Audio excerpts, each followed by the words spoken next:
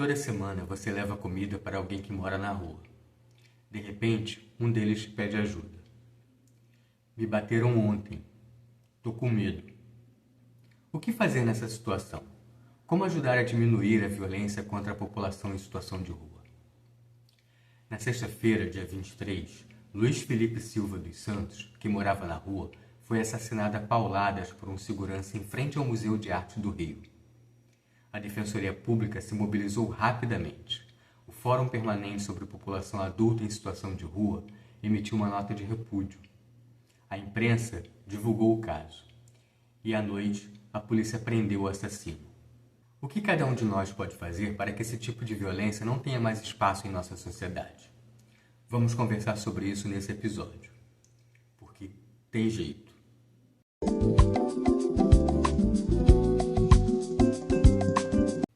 Na mesma sexta que Luiz Felipe foi assassinado no Rio de Janeiro, outro morador de rua foi baleado em Cuiabá.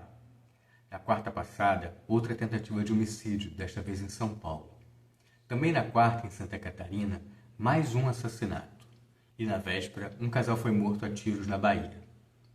Tudo isso na semana que marca os 20 anos do massacre da Sé, na semana do Dia de Luta da População em Situação de Rua. O Ministério da Saúde produziu um relatório epidemiológico que identificou que 17.386 pessoas sofreram violência cuja motivação principal foi a condição de morar na rua. Isso mesmo, 17.386 pessoas foram violentadas por morarem na rua. Por que tanta violência, a ponto da gente se sentir incapaz de lidar com tanta dor? Parte dessa resposta está na forma como a sociedade olha para quem mora na rua. Ou são tratados como vagabundos ou como pobres coitados. De um jeito ou de outro, não se reconhece a autonomia daquela pessoa para cuidar da própria vida. A gente acaba tirando um pouco de sua humanidade. Lembram do caso Galdino? Indígena morto queimado em 1997? Os assassinos tentaram se justificar dizendo que acharam que era um morador de rua. A gente acaba formando um consenso na sociedade de que quem mora na rua não tem voz, que precisa ser tutelado, que não tem capacidade de cuidar de si mesmo. Isso abre espaço para que os outros decidam o que se deve fazer com quem mora na rua. Alguns são bem intencionados, outros só querem ver esse povo longe. E isso facilita a implementação de políticas higienistas e discriminatórias, porque a sociedade aceita facilmente que um agente público pegue um adulto pelo braço e o leve para um abrigo, sob o pretexto de que será melhor para ele. Não funciona nem com nossos filhos. Como esperar que vai funcionar com um adulto que você nem conhece? À medida que nós, como sociedade, desumanizamos esse público, é mais fácil aceitar qualquer violência que sofrem, porque não nos identificamos com eles. Mas se acreditamos que outro mundo é possível, o que podemos fazer quando chega um pedido de socorro? Faça com o outro que gostaria que fizessem contigo. Quando a gente muda a direção do nosso olhar, mudamos também a direção para onde caminhamos. Quando deixamos de olhar para quem mora na rua como um pobre coitado ou um vagabundo e passamos a olhá-los com respeito, tudo muda. O Movimento Nacional da População em Situação de Rua tem um lema: não falem de nós sem nós. Ninguém se sente confortável quando tem alguém decidindo sobre a sua vida. Desenvolva ações e projetos em que o protagonista é quem mora na rua.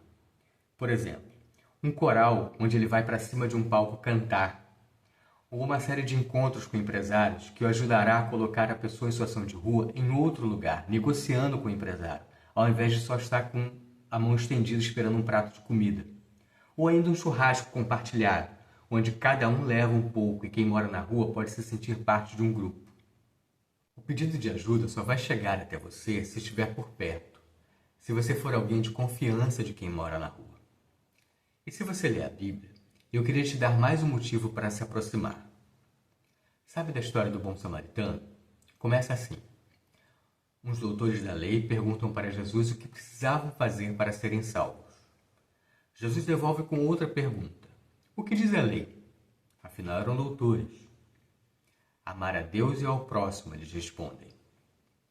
Jesus concorda e os responde como se quisesse dizer: se sabem, por que ainda não começaram a fazer isso? Na tentativa de terem uma desculpa por não terem começado a fazer o que precisavam, perguntam: mas quem é o meu próximo? Claro, eles só não amavam o próximo porque não sabiam quem era. Vai vendo. Jesus então conta a parábola do bom samaritano. Um homem é assaltado e agredido e fica caído no meio da estrada. Passam 2 religiosos e se afastam. Passa um samaritano, o discriminado pela sociedade, e é ele quem cuida do homem caído. O leva até uma pensão e paga pela sua estadia e comida. No final, Jesus pergunta: quem é o próximo de quem estava caído? Percebe? Jesus inverteu o sujeito. O doutor da lei pergunta: quem é o meu próximo? E a pergunta de Jesus é: quem foi o próximo do que precisava de ajuda?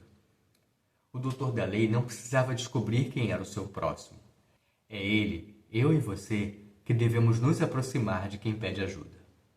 Se junte a outros grupos para aumentar a força. Não dá para enfrentar a violência sozinho. A gente não precisa de heróis. Precisamos de uma sociedade mais justa e em paz. Uma vez, uma amiga assistente social foi ameaçada pelo diretor do abrigo onde trabalhávamos. Fizemos tanto barulho, falamos com tanta gente, que ele teve que recuar. Quando a gente se junta, o coração fica aquecido e a gente fica mais protegido, com mais força e coragem. Procure pelo Movimento Nacional da População em Situação de Rua, pelo CREAS, pela equipe do consultório na rua. Junte-se com outros grupos religiosos que fazem trabalhos semelhantes. Não fique sozinho. O que você faria se a pessoa agredida fosse seu amigo, ou alguém da sua família, ou seu irmão? Certamente procuraria um jeito de protegê-lo. Faça o mesmo com quem mora na rua. Até porque talvez você seja o único amigo dele. Uma vez, soube de um grupo de moradores de rua que foram gravemente agredidos por gente da prefeitura. Depois de atendidos no hospital, ficaram com medo de irem para um abrigo. Conseguimos um lugar em outra cidade. Mas isso só foi possível porque estávamos próximos e unidos. Ajude a pessoa a formalizar a denúncia. Procure a Defensoria Pública ou Ministério Público. Se você estiver trabalhando em rede, é possível que tenha o contato particular de um promotor ou defensor. Se não estiver seguro, faça a denúncia de forma anônima ou através de algum grupo em que esteja atuando, por exemplo. Assim, a denúncia não será só sua, mas de um grupo.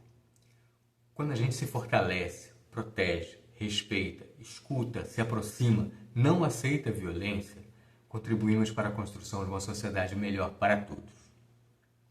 Obrigado por ouvir até aqui. E se você já fez uma dessas coisas, escreva nos comentários o que aconteceu. É uma forma também de irmos transformando esse canal em um ponto de encontro para fortalecermos essa luta. Curta o vídeo, se inscreva no canal, ative as notificações para ser lembrado quando sair o próximo vídeo. E se ainda não assistiu à estreia no canal sobre como ajudar uma pessoa em situação de rua a conseguir um trabalho, clique aqui. Até o próximo. Forte abraço.